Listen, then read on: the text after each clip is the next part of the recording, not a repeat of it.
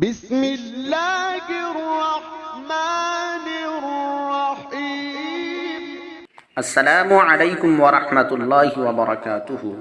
معزز سامعین کرام، مشکات شریف کی ایک حدیث ہے جس کو حضرت عبداللہ ابن عباس رضی اللہ عنہما نقل کرتے ہیں کہ نبی کریم صلی اللہ علیہ وسلم کا دو قبروں پر گزر ہوا تو آپ صلی اللہ علیہ وسلم نے فرمایا کہ ان دونوں مردوں کو عذاب ہو رہا ہے۔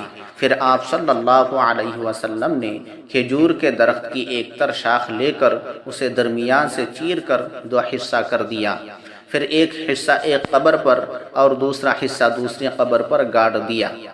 لوگوں نے عرض کیا، یا رسول اللہ، یہ آپ نے کس مصلحت سے کیا؟ تو آپ صلی اللہ علیہ وسلم نے فرمایا کہ امید ہے کہ جب تک یہ خشک نہ ہو ان سے عذاب ہلکا ہو جائے۔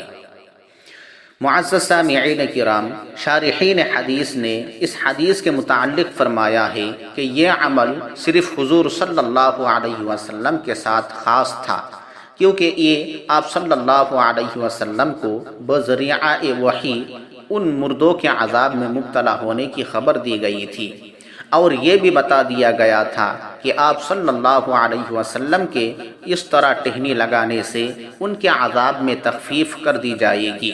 اسی لیے آپ صلی اللہ علیہ وسلم نے یہ عمل صرف انہی دو مردوں کی قبر کے ساتھ کیا تھا۔ عمومی طور سے آپ صلی اللہ علیہ وسلم کا معمول قبروں پر ٹہنی گاڑنے کا نہیں تھا۔